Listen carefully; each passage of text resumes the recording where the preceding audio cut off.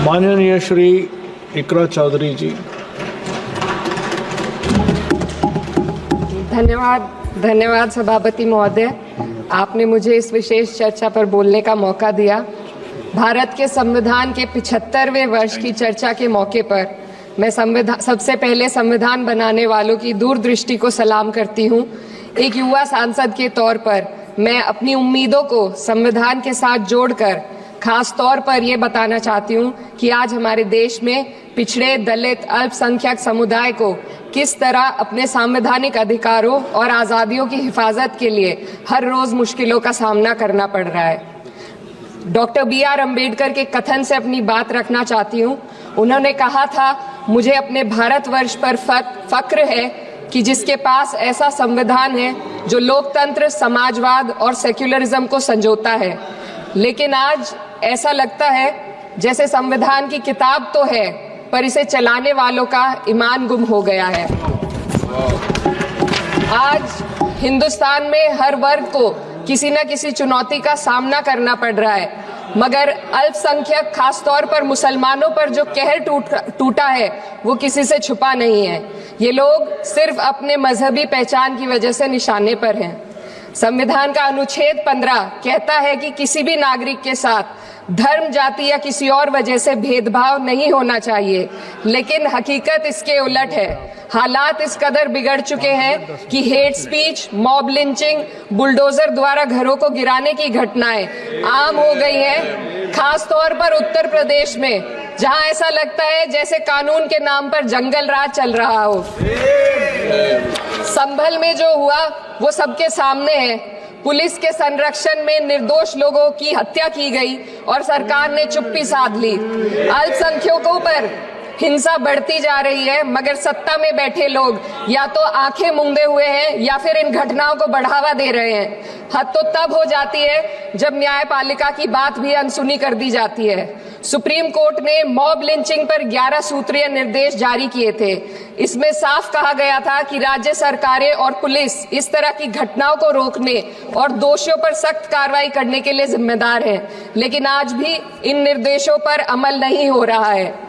हाल ये है कि मॉब लिंचिंग को रोकने की बजाय सत्ता में बैठे लोग आग में घी डालने का काम कर रहे हैं। उनकी जुबान से ऐसी बातें निकलती हैं जो नफरत को और बढ़ावा देती है। ये अशांति अब इतनी गहराई तक फैल चुकी है कि हमारे समाज के धर्मनिरपेक्ष चरित्र पर गंभीर सवाल उठ रहे हैं। साल की शुरुआत में ही कई राज्यों में दुकानदारों को अपने नाम बोर्ड पर लगाने के लिए मजबूर किया गया। इसे सेहत और सुरक्षा के कानूनों का हिस्सा बताया गया, मगर असल मंशा कुछ और थी। ये कदम खास तौर पर मुसलमान दुकानदारों को निशाना बनाकर उठाया गया ताकि उनकी रोजी रोटी पर चोट की जाए।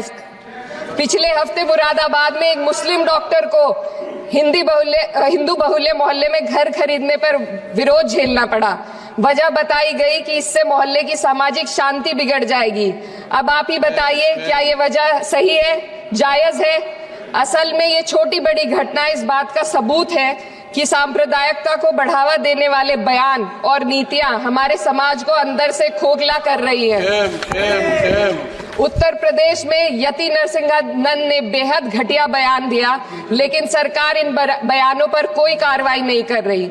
हेट स्पीच न केवल जनमानस के विचारों को प्रदूषित करती है, बल्कि इससे अब संवैधानिक पदों पर बैठे लोगों को भी प्रभावित कर दिया है। अभी हाल ही में माननीय उच्च न्यायालय इलाहाबाद के माननीय न्यायाधीश ने ऐसे बयान दिए जिसका संज्ञान खुद सुप्रीम कोर्ट को लेना पड़ा।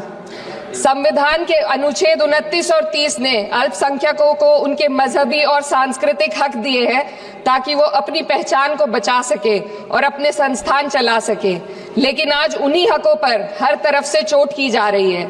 वक्फ जैसे बिल लाकर उनके धार्मिक अधिकारों को छीनने की कोशिश की जा रही है। आज अल्पसंख्यक समुदाय को संविधान द्वारा दिए गए अपने बुनियादी अधिकार पाने के लिए लंबी लड़ाई लड़नी पड़ रही है। ऐसे कई मामले अदालत ने न्याय देकर संविधान की रक्षा की है, लेकिन अदालती प्रक्रिया में जो समय लगता है उसकी वजह से देश के सामाजिक ताने बाने को भारी नुकसान उठाना पड़ता है। मिसाल के तौर पर इलाहाबाद हाई कोर्ट ने 2004 के मदरसा एक्ट को रद्द कर दिया था, जिससे मदरसों के संचालन पर सवाल उठे। हालांकि सुप्रीम कोर्ट ने बाद में इस फैसले को पलट दिया और एक्ट को वैध करार दिया, लेकिन इस प्रक्रिया में जो समय लगा उसने अल्पसंख्यकों को बेचैनी और संघर्ष के दौर में डाला है। इसी कड़ी में प्लेसेस ऑफ वर्शिप एक्ट 91 भी आता है और कई अन्य अधिकार, उन्हें भी इसी तरह अदालती लड़ाइयों में उलझाया जा रहा है। ये स्थिति न केवल अल्पसंख्यकों के अधिकारों की राह में रुकावट है, बल्कि justice delayed is justice denied जैसी कहावत को सिद्ध करती है। मैं इस सदन से दुनिया भर के अल्पसंख्यकों की आवाज उठाना चाहती हूँ, खास तौर पर हमारे पड़ोसी देश बांग्लादेश में अल्पसंख्यकों के साथ जो हो रहा है वे दिल को गहरे तक चोट पहुंचाने वाला है। उनकी जान माल की हत्या की जा रही है। बांग्लादेश हो या हिंदुस्तान हो या कोई और देश, अल्पसंख्यकों की सुरक्षा, इज्जत और अधिकारों की हिफाजत हर सरकार की सबसे पहली जिम्मेदारी होनी चाहिए।